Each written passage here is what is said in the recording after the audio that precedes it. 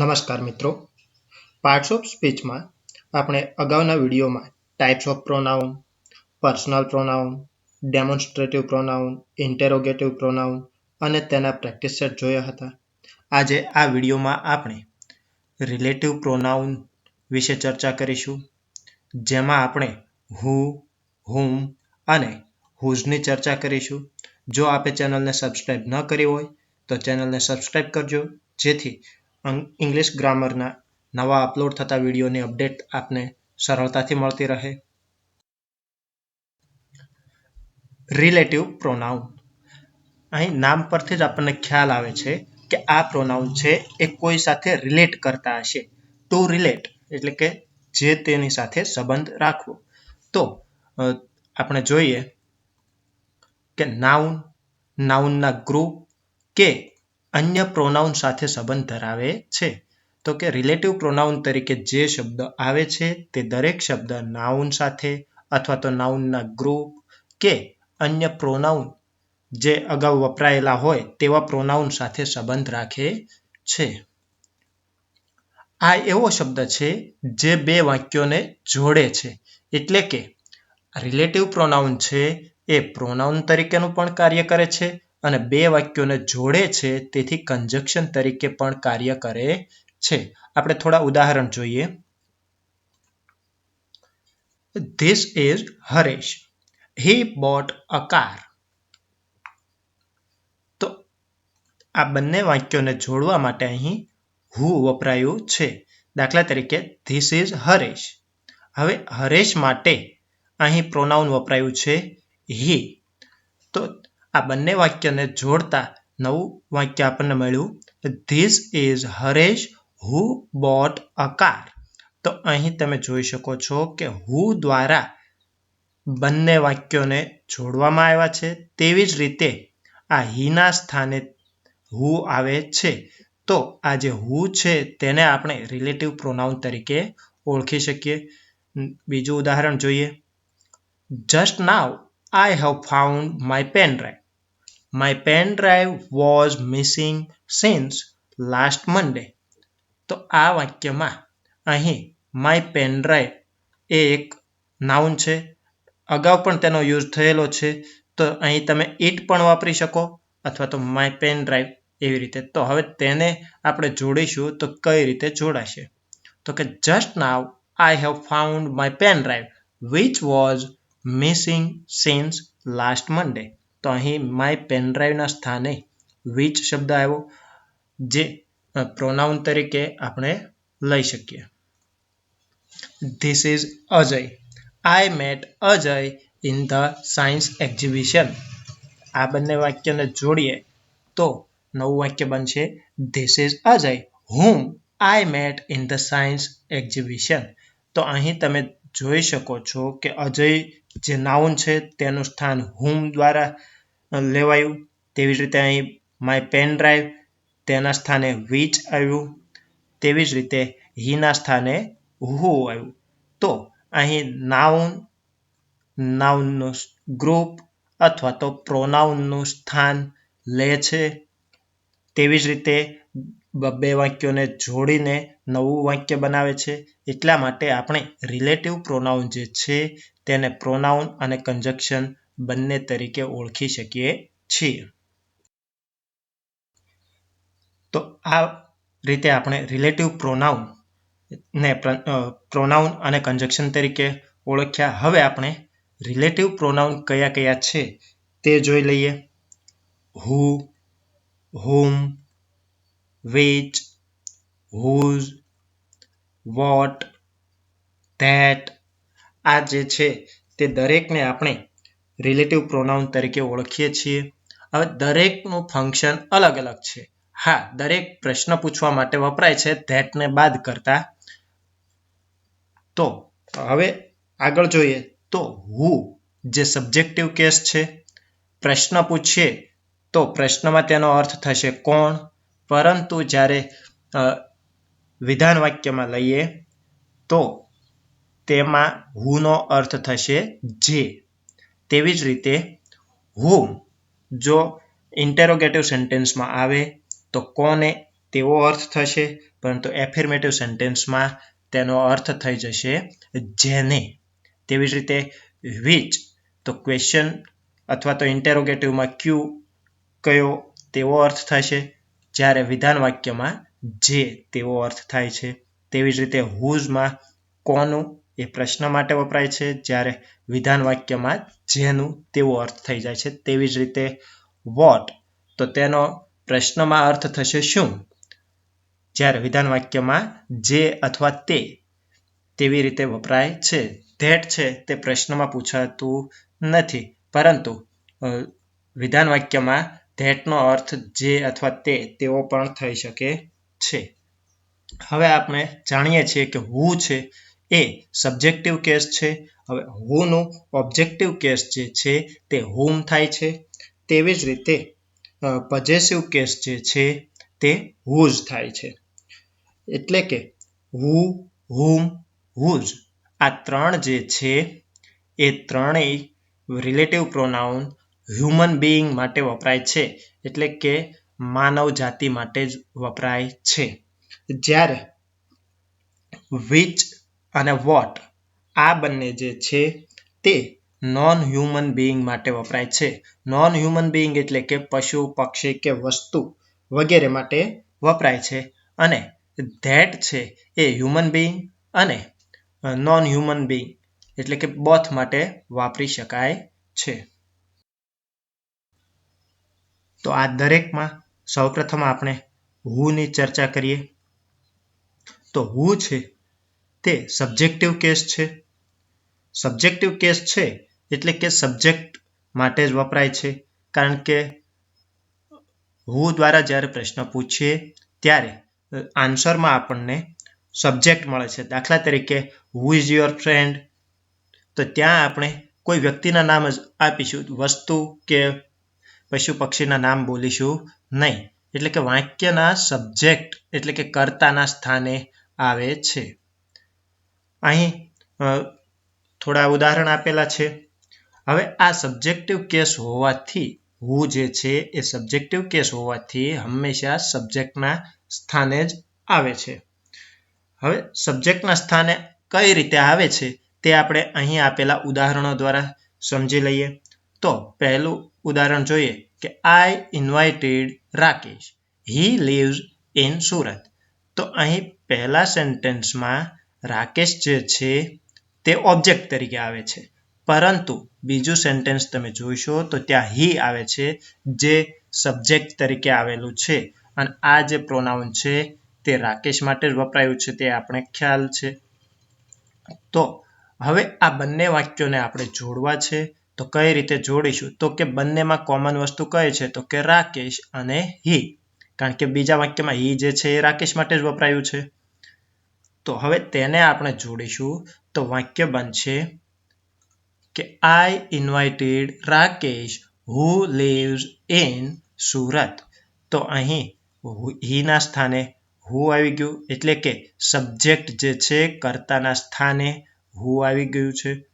તેવી જ રીતે બીજું ઉદાહરણ જોઈએ તો કે this is a teacher, she teaches science.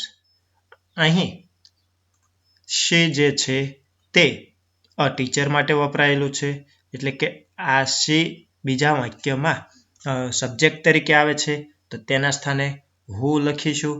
તો આપણું જે સેન્ટેન્સ છે તે બનશે this is the teacher who teaches science. અને થર્ડ સેન્ટેન્સ જોઈએ કે a man died yesterday, he lived here. તો કે એક માણસ મૃત્યુ પામ્યો, તે અહીં રહેતો હતો. તો અ મેનના સ્થાને અહીં પ્રોનાઉન છે હી. હવે બંને વાક્યોને આપણે જોડીશું તો જે હી છે તે હુ દ્વારા રિપ્લેસ થશે. તો સેન્ટેન્સ બનશે the man who lived here died yesterday. આમ તમે જોઈ શકો છો કે અહીં હુ છે એ પ્રોનાઉનના સ્થાને અને કંજક્શન બંને તરીકે કામ કરે છે.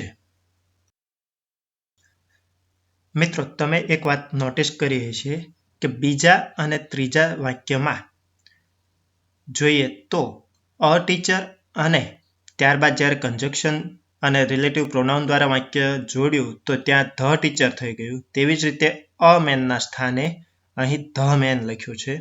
તો એવું શા માટે? તો એ પણ આપણે સમજી લઈએ કે જ્યારે સિંગ્યુલર કાઉન્ટેબલ નાઉન હોય અને તેની પહેલા આર્ટિકલ એ અથવા એન હોય તો તે સામાન્યપણાનો ભાવ દર્શાવે છે. સામાન્યપણાનો એટલે કે કોઈ પણ હોઈ શકે. અહીં ધીસ ઇઝ અ ટીચર એટલે કોઈ ટીચર છે. કયા ટીચર છે એ ખ્યાલ નથી, પરંતુ અહીં ધ ટીચર આવી ગયું એટલે કે આર્ટિકલ બદલાઈ ગયું છે ધ. તો જ્યારે આર્ટિકલ ધ હોય સિંગ્યુલર કાઉન્ટેબલ નાઉનમાં તો તે ચોક્કસપણાનો ભાવ દર્શાવે છે. તો અહીં આપણે જોઈએ કે અહીં ધીસ ઇઝ અ ટીચર કે આ શિક્ષક છે, પરંતુ બીજા વાક્યમાં this is the teacher who teaches science કે આ એ જ શિક્ષક છે જે સાયન્સ શીખવે છે. તો અહીં એ વ્યક્તિગત ઓળખ આપવા માટે ધ વપરાય છે. જ્યારે અહીં એવું કહ્યું છે કે એક માણસ મૃત્યુ પામ્યો છે, પરંતુ બીજા વાક્યના આધારે પાક્કું થાય છે કે અહીં જે રહેતો હતો એ માણસ જ મૃત્યુ પામ્યો છે, એટલે કે ધ મેન અહીં આવે છે. અને અહીં જનરલ સેન્સમાં વાત કરેલી છે, જ્યારે બીજા વાક્યમાં સ્પેસિફાય કરેલું છે તે માટે આર્ટિકલમાં ફેરફાર થાય છે. આગળ જોઈએ કે રિલેટિવ પ્રોનાઉન તરીકે હુ પછી આવતા ટુ બી અથવા વર્બ હંમેશા હુના પહેલાના શબ્દ એટલે કે એન્ટીસિડન્ટના આધારિત હોય છે. એન્ટીસિડન્ટ એટલે હુ પહેલા જે પદ આવે છે તેને એન્ટીસિડન્ટ તરીકે ઓળખવામાં આવે છે. માત્ર હુ નહીં, પરંતુ રિલેટિવ પ્રોનાઉનને પહેલા જે શબ્દ આવે છે તેને એન્ટીસિડન્ટ તરીકે ઓળખાય છે. તો હુ પછી આપણે ટુ બીનું રૂપ કે મુખ્ય ક્રિયાપદ કેવી રીતે મૂકવું, તો તેના માટે હંમેશા હુના પહેલાના શબ્દને ધ્યાનમાં રાખીને આ મૂકવામાં આવે છે. આપણે થોડીક ખાલી જગ્યાઓ જોઈએ અને તેના ઉપરથી સમજવાનો પ્રયત્ન કરીએ. અહીં થોડીક ખાલી જગ્યા આપેલી છે કે પહેલી છે the man who dash honest is trusted. તો અહીં હુના પહેલા ધ મેન છે. તો ધ મેન એટલે કે એક વચનમાં જ છે, તો એક વચન હોવાથી અહીં આપણે ટુ બીનું ક્રિયાપદ જે છે એ ત્રીજા પુરુષ એક વચન સાથે જે વપરાતું હોય તે મૂકીશું. હવે કાળ માટે જોઈએ તો આગળ જોઈએ તો ઇઝ આપેલું છે, એટલા માટે અહીં આવશે the man who is honest is trusted. બીજું વાક્ય જોઈએ the boys who dash absent in prayer were punished. તો અહીં હુના તરત પહેલા ધ બોયઝ, તો બોયઝ એ પ્લુરલ છે, તો પ્લુરલ સાથે આર, વેર અથવા વિલ આવશે, પરંતુ અહીં સેન્ટેન્સ જે છે એ ભૂતકાળનું હોવાથી વેર આવી શકે. તો the boys who were absent in prayer were punished. ત્રીજું વાક્ય જોઈએ કે I who dash your friend will support you. તો અહીં હુની તરત પહેલા આઈ આવે છે, તો આઈ સાથે ટુ બીનું ક્રિયાપદ જે છે એ એમ વપરાય છે. તો I who am your friend will support you. તેના પછીનું આપણે જોઈએ તો કે I am the person who dash the highest in the class. હવે અહીં વાક્યની શરૂઆતમાં આ આવ્યું છે, તો આપણે ઉપરના વાક્ય પ્રમાણે એમ મૂકી દઈશું તો વાક્ય જે છે એ ખોટું પડશે. શા માટે? તો કે હુની તરત પહેલા આપેલું છે ધ પર્સન. ધ પર્સન એટલે કે કોઈ વ્યક્તિ. તો વ્યક્તિ જે છે એ અત્યારે આ વાક્ય પ્રમાણે ત્રીજો પુરુષ એક વચન છે, તો ત્રીજા પુરુષ એક વચન સાથે જે ટુ બી આવતું હોય તે લખવું પડશે. તો અહીં ખાલી જગ્યામાં આવશે is. I am the person who is the highest in the class. Next આપણે જોઈએ કે those who blank two get good result should work hard. અહીં આપણે ટુ વોન્ટનું યોગ્ય રૂપ મૂકવાનું છે. તો અહીં ધોઝ જે છે તે પ્લુરલ છે, એટલા માટે who પછી જે વર્બ આવશે તે આવશે માત્ર wants આવશે નહીં. માત્ર who ને ધ્યાનમાં રાખીને to be કે મેઇન વર્બ મૂકવાનું નથી, પરંતુ who ના એન્ટીસિડન્ટ કયા છે તે જોવાનું છે. નેક્સ્ટ આપણે જોઈએ Rajesh who blank the poor is admitted in the hospital. ત્યાં આપણે ટુ હેલ્પનું યોગ્ય રૂપ મૂકવાનું છે. તો who ની તરત પહેલા તમે જુઓ તો ત્યાં આવે છે રાજેશ, જે ત્રીજો પુરુષ એકવચન છે. અને આપણે સિમ્પલ પ્રેઝન્ટ ટેન્સમાં જોયું કે થર્ડ પર્સન સિંગ્યુલર હોય તો વર્બને એસ અથવા es લગાવવું પડે. તો અહીં બ્લેન્કમાં આવશે Rajesh who helps the poor is admitted in the hospital. તો અહીં આ વાત આપણે નોંધી લઈશું કે who ના પહેલાના શબ્દના આધારે જ ટુ બી કે મેઇન વર્બ છે એ આવશે. આપણે રિલેટિવ પ્રોનાઉન who ક્યારે વાપરવું તેમજ તેની સાથે ટુ બી અથવા મેઇન વર્બ છે એ કઈ રીતે વાપરવું તે જોયું. હવે આપણે who ની પોઝિશન વિશે વાત કરીએ. તો સૌપ્રથમ આપણે બે વાક્યો જોઈએ. સેન્ટેન્સ આપેલા છે કે Atul loves music. Who is the captain of the cricket team? Second, the girl is the daughter of my brother who won the race. પ્રથમ દ્રષ્ટિએ આ બંને વાક્ય બરાબર લાગે છે, પરંતુ બંને વાક્ય ગ્રામેટિકલી ખોટા છે. કેવી રીતે ખોટા છે તે જોઈએ. કે ફર્સ્ટ સેન્ટેન્સ જોઈએ તો who ની તરત પહેલા એન્ટીસિડન્ટ તરીકે મ્યુઝિક આપેલું છે, જે કોઈ દિવસ કેપ્ટન હોઈ શકે નહીં. બરાબર. બીજી વાત કે શરૂઆતની સ્લાઇડમાં આપણે જોયું હતું કે who, whose અને whom આ ત્રણ છે એ માત્ર હ્યુમન બીઈંગ માટે વપરાય છે. મ્યુઝિક જે છે એ હ્યુમન બીઈંગ નથી. બરાબર. તેવી જ રીતે આ બંને વાક્યોને આપણે છૂટા પાડીએ તો એ કઈ રીતે બનશે? તો કે Atul loves music. Atul is the captain of the cricket team. તો હકીકતમાં જે આ is the captain of the cricket team છે એ અતુલ છે, મ્યુઝિક નથી. તો અહીં who જે છે એને હકીકતમાં ક્યાં રાખવું પડશે? તો કે આપણે બંને વાક્યો છૂટા પાડ્યા છે, બંનેમાં કોમન કોણ છે? તો કે અતુલ. હવે આપણે જે વાત કરવી છે એ કે અતુલ loves music, કે અતુલ મ્યુઝિક પસંદ કરે છે, પરંતુ કયો અતુલ એ આપણને ખ્યાલ નથી.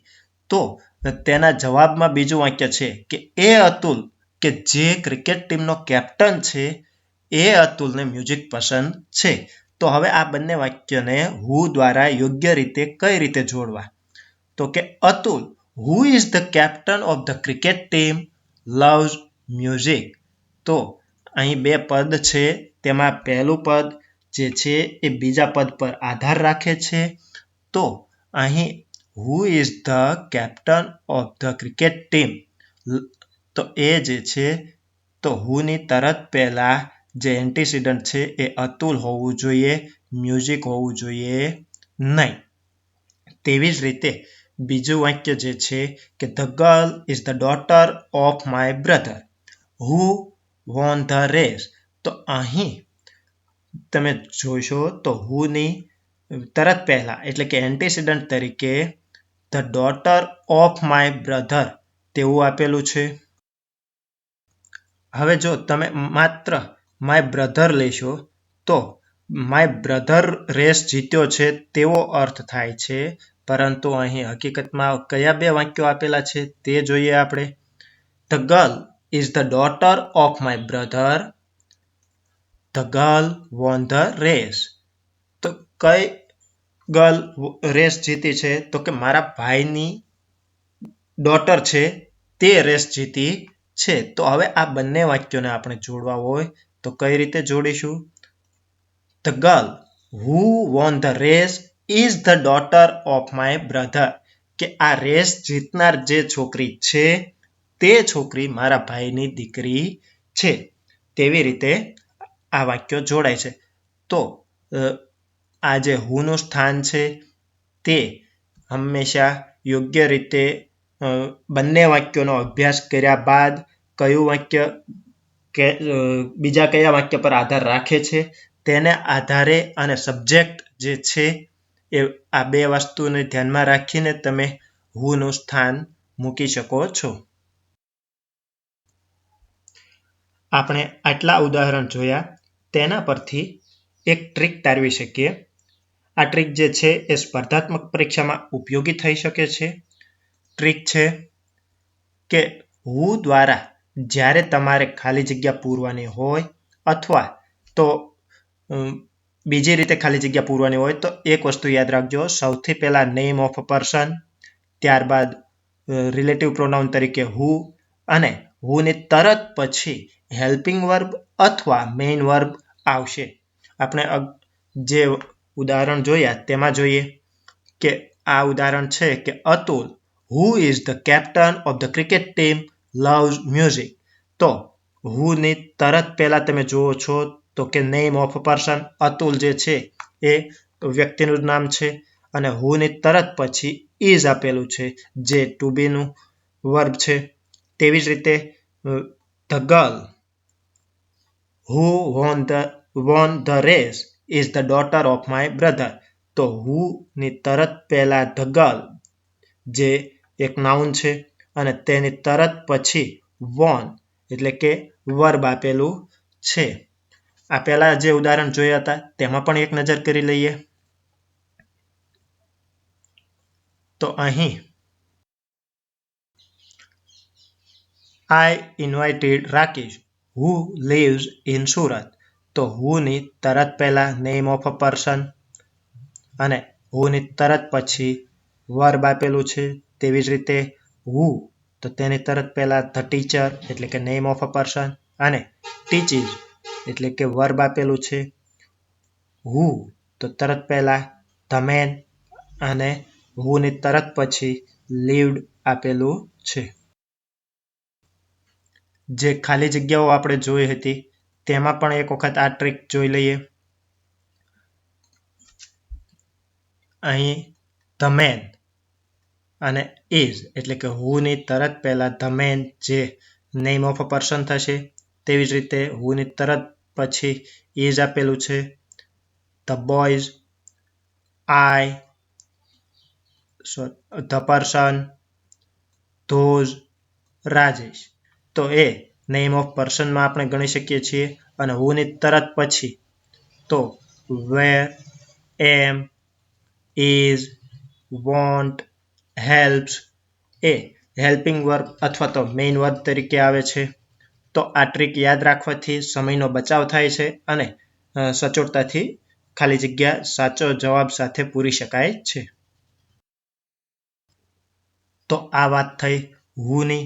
હવે આપણે વાત કરીએ હુમની. તો હુમ જે છે એ હુનું ઓબ્જેક્ટિવ કેસ છે અને ઓબ્જેક્ટિવ કેસ હોવાથી તે વાક્યના ઓબ્જેક્ટ એટલે કે કર્મના સ્થાને આવે છે. અહીં થોડા એક્ઝામ્પલ આપેલા છે તેનો અભ્યાસ કરીએ.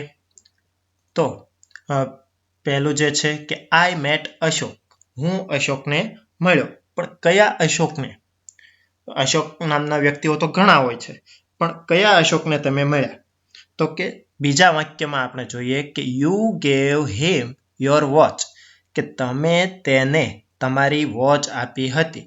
તો આ હિમ જે છે તે હીનું ઓબ્જેક્ટિવ કેસ છે એટલે કે તે અશોકને આપી હતી. હિમ તેને આપી હતી એવા અર્થમાં વપરાયું છે. તો હવે હિમ જે છે એ હીનું ઓબ્જેક્ટિવ કેસ છે જે આપણે અગાઉના વિડીયોમાં જોયું હતું. તો અહીં હિમના સ્થાને હુમ આવશે તો આપણું વાક્ય જે છે એ બનશે કે I met Ashok whom you gave your watch, કે હું તે અશોકને મળ્યો હતો જેને તમે તમારી વોચ આપી હતી. તેવી જ રીતે બીજું વાક્ય છે કે ધીસ ઇઝ અ ટીચર. આ શિક્ષક છે, પણ કયા શિક્ષક છે? તો કે ઓલ પ્રેઝ હર, જેના દરેક લોકો વખાણ કરે છે. તો હર જે છે એ શીનું ઓબ્જેક્ટિવ કેસ છે, અને અહીં હર જે છે એ અ ટીચર માટે વપરાયું છે. તો આપણે જ્યારે વાક્ય છે એ whom-થી લઈશું તો આપણું વાક્ય બનશે this is the teacher whom all praise. કે આ તે જ ટીચર છે કે જેના સૌ વખાણ કરે છે. ત્રીજું ઉદાહરણ જોઈએ. We met a man yesterday. He lives here. અમે તે માણસને મળ્યા હતા. અમે એક માણસને મળ્યા હતા. તે માણસ અહીં રહે છે. તો અહીં a man જે છે એ ઓબ્જેક્ટિવ કેસ તરીકે આવે છે. બરાબર. તો આ ઓબ્જેક્ટિવ કેસનું સ્થાન જ્યારે whom લેશે તો આપણું વાક્ય બનશે the man whom we met yesterday lives here. તો અહીં આ બીજા વાક્યમાં જે સબ્જેક્ટ છે તે જ વ્યક્તિ અહીં ઓબ્જેક્ટ તરીકે આવે છે, તેના સ્થાને whom આવ્યું. તો અહીં કે the man whom we met yesterday, કે એ માણસ કે જેને અમે ગઈકાલે મળ્યા હતા તે અહીં રહે છે. અને ચોથું ઉદાહરણ જોઈએ કે કરણ આઈડેન્ટિફાય અ બોય. કરણે છોકરાને ઓળખી લીધો. We found him a pickpocket. અમને જાણવા મળ્યું કે તે પાકીટ ચોર હતો. તો હવે અહીં અ બોય જે છે તેના સ્થાને પ્રોનાઉન આવશે he, જેનું ઓબ્જેક્ટિવ કેસ થાય છે him. તો હવે આ બંને વાક્યને whom દ્વારા આપણે જોડીશું તો આપણું વાક્ય છે એ બનશે Karan identify the boy whom we found a pickpocket. કરણે તે છોકરાને ઓળખી લીધો કે જે પાકીટ ચોર હતો. whoની જેવી રીતે ટ્રીક જોઈ હતી તે જ પ્રમાણે whom માટે પણ ટ્રીક જોઈ લઈએ. કે whomની તરત પહેલા નેમ ઓફ પર્સન આવશે, પરંતુ whoમાં જે whoની તરત પછી ટુ બી અથવા મેઇન વર્બ આવતું હતું, પરંતુ whomની તરત પછી ડિફરન્ટ સબ્જેક્ટ આવશે, એટલે કે જેને પહેલા વાક્ય સાથે કોઈ જ લેવા દેવા નથી તેઓ કરતા અહીં આવશે. આપણે ઉપરના ઉદાહરણમાં જોઈ લઈએ કે whom, તો તેની તરત પહેલા અશોક આવે છે જે નેમ ઓફ પર્સન છે, પરંતુ whomની તરત પછી જુઓ યુ, તો આ જે આઈ મેટ અશોક આ વાક્ય સાથે આ સબ્જેક્ટને કોઈ જાતનું લેવા દેવા નથી, એટલે કે ડિફરન્ટ સબ્જેક્ટ કોઈ અલગ જ કર્તા તરીકે આવે છે. બીજા ઉદાહરણમાં જોઈએ કે this is the teacher whom all praise. તો અહીં all જે છે એ ડિફરન્ટ સબ્જેક્ટ છે, તેની તરત પહેલા whom છે અને whomની તરત પહેલા નેમ ઓફ પર્સન એટલે કે ધ ટીચર છે. થર્ડ સેન્ટેન્સમાં the man whom we met yesterday lives here. તો whomની તરત પહેલા તમે જુઓ તો ધ મેન એટલે કે નેમ ઓફ પર્સન અને whomની તરત પછી we આવે છે, તો તેને પહેલા સેન્ટેન્સ એટલે કે આની સાથે કોઈ લાગતું વળગતું નથી. અને ચોથા સેન્ટેન્સમાં જોઈએ તો whomની તરત પહેલા આવે છે ધ બોય અને whomની તરત પછી we. તો આ જે ટ્રીક છે એ પણ નોટ કરી લેશો. તો આ વાત થઈ whoના ઓબ્જેક્ટિવ કેસ whomની. હવે આપણે વાત કરીએ whose, જે whoનું પોઝેસિવ કેસ છે. નાઉનને આપણે એપોસ્ટ્રોફી એસ લગાવી શકાય છે, પરંતુ પ્રોનાઉનને એપોસ્ટ્રોફી એસ લગાવી શકાય નહીં. તેથી પોઝેશન દર્શાવવા માટે whoseનો ઉપયોગ થાય છે. આપણે જાણીએ છીએ કે નાઉનને એપોસ્ટ્રોફી એસ લગાવી શકાય છે. દાખલા તરીકે રવિનું મકાન તો રવિઝ હાઉસ, કેતનના પિતા તો કેતન્સ ફાધર. તો અહીં આપણે નાઉનને એપોસ્ટ્રોફી એસ લગાવ્યું કે રવિઝ, કેતન્સ, પરંતુ પ્રોનાઉન છે હી, શી, ઇટ, તો તેને એપોસ્ટ્રોફી એસ લગાવી શકાતું નથી. શા માટે? તો એ આપણે અગાઉના વિડીયોમાં જોયું હતું કે હીઝ કરશું તો તે હી ઇઝનું શોર્ટ ફોર્મ એટલે કે ટૂંકું રૂપ થઈ જશે. તેવી જ રીતે ઇટ્સ તો તેનો અર્થ થાય છે ઇટ ઇઝ. એટલા માટે પ્રોનાઉનને એપોસ્ટ્રોફી એસ લગાવી શકાય નહીં. તો અહીં રિલેટિવ પ્રોનાઉન હુઝ જે છે એ એપોસ્ટ્રોફી એસ ન લગાવી શકવાને કારણે વપરાય છે. કે ફોર્મલ ઇંગ્લિશમાં હુઝ માત્ર ને માત્ર હ્યુમન બીઈંગ માટે વપરાય છે. ફોર્મલ ઇંગ્લિશ એટલે કે કોમ્પિટિટિવ ઇંગ્લિશ જે આપણે એક્ઝામ માટે ઉપયોગી છે તેમાં હુઝનો ઉપયોગ માત્ર હ્યુમન બીઈંગ એટલે કે માનવ જાતિ માટે થાય છે. અહીં ઉદાહરણ આપેલા છે કે this is Reena, her brother is an engineer. તો અહીં આપણે વાક્ય જોડીશું તો વાક્ય બનશે this is Reena whose brother is an engineer. કે આ એ રીના છે કે જેનો ભાઈ એન્જિનિયર છે. અહીં Ketan is my friend, Ketan's house is near the temple. તો અહીં તમે કેતન્સના સ્થાને હિઝ પણ લખી શકો છો કે Ketan is my friend, his house is near the temple. હવે આ વાક્યને આપણે હુઝ દ્વારા જોડીશું તો બનશે Ketan whose house is near the temple is my friend. ત્યારબાદ third sentence that is a boy, his father is died. તો કે that is the boy whose father is died. બીજા ઉદાહરણ જોઈએ તો અહીં ઉદાહરણમાં આપેલું છે કે I have a cat, its colour is black. હવે બીજું ઉદાહરણ છે that is a dog, its name is Rocky. તો અહીં ઇટ્સ જે છે તે કેટ માટે વપરાયું છે અને અ ડોગ જે છે તેના માટે ઇટ્સ વપરાયું છે. હવે જે રીતે આપણે વાક્યો જોડ્યા હતા હુઝ દ્વારા તે મુજબ જ વાક્ય જોડીએ કે I have the cat whose colour is black અને that is the dog whose name is Rocky. તો હજી આપણે ઉપર જ જોયું કે ફોર્મલ ઇંગ્લિશમાં હુઝ માત્ર હ્યુમન બીઈંગ માટે જ વપરાય છે, જ્યારે અહીં આપણે હુઝ જે છે એ એનિમલ માટે વાપર્યું છે, કેટ અને ડોગ જે હ્યુમન બીઈંગ નથી. તો ફોર્મલ ઇંગ્લિશ મુજબ આ બંને વાક્યો જે છે તે ખોટા છે. બરાબર. ફોર્મલ ઇંગ્લિશ કોમ્પિટિટિવ ઇંગ્લિશ મુજબ શા માટે ખોટા છે તો કે હુઝની તરત પહેલા અહીં કેટ આપ્યું છે, તેવી જ રીતે બીજા વાક્યમાં ધ ડોગ આપેલું છે. એટલા માટે ફોર્મલ ઇંગ્લિશ પ્રમાણે આ બંને વાક્ય રચના જે છે તે ખોટી પડશે. પરંતુ ઇનફોર્મલ ઇંગ્લિશમાં આ બંને વાક્યો સાચા છે.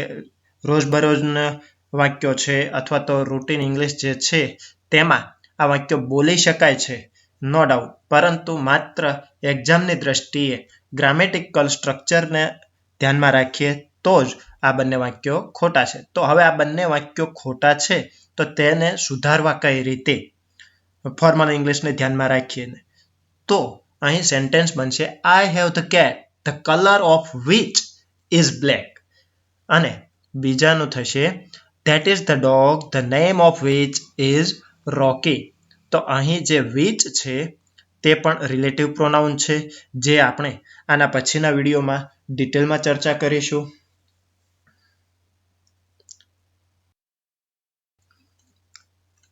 હવે આપણે શું શીખ્યા આ વિડીયોમાં તેનું ક્વિક રિવિઝન કરી લઈએ કે સૌપ્રથમ રિલેટિવ પ્રોનાઉન હુ વિશે વાત કરી. તો હુ જે છે એ સબ્જેક્ટના સ્થાને આવે છે, તેમજ હુ પછી આવતા ટુ બી અથવા વર્બ જે છે એ હંમેશા હુ પહેલાના શબ્દ એટલે કે એન્ટીસિડન્ટ આધારિત હોય છે. અને ટ્રીક જોઈ હતી કે હુની તરત પહેલા નેમ ઓફ પર્સન આવશે અને હુની તરત પછી હેલ્પિંગ વર્બ એટલે કે ટુ બી વર્બ અથવા મેઇન વર્બ આવશે. ત્યારબાદ જોયું હતું હુમ. તો હુમ જે છે એ હુનું ઓબ્જેક્ટિવ કેસ છે, એટલા માટે તે વાક્યમાં ઓબ્જેક્ટના સ્થાને આવશે. અને ટ્રીકમાં જોયું હતું કે હુમની તરત પહેલા નેમ ઓફ પર્સન આવશે અને હુમની તરત પછી ડિફરન્ટ સબ્જેક્ટ આવશે જેને પહેલા સેન્ટેન્સ સાથે કોઈ જ લેવા દેવા નથી. અને લાસ્ટમાં આપણે જોયું હુઝ, જે હુનું પોઝેસિવ કેસ છે, એટલે કે પોઝેશન દર્શાવવા માટે હુઝનો ઉપયોગ થાય છે. અને ફોર્મલ ઇંગ્લિશમાં હુઝ માત્ર હ્યુમન બીઈંગ માટે જ વપરાય છે. આશા રાખું છું કે હુ, હુમ, હુઝ વિશે આપને ખ્યાલ આવ્યો હશે. અહીં દર્શાવતા વીના સિમ્બોલ પર ટચ કરીને ચેનલને સબસ્ક્રાઇબ કરજો. તેમજ બાજુમાં તમને ઇંગ્લિશ ગ્રામરનું પ્લેલિસ્ટ જોવા મળે છે, ત્યાંથી અગાઉ અપલોડ કરેલા વિડીયો જોઈ લેશો. Thank you.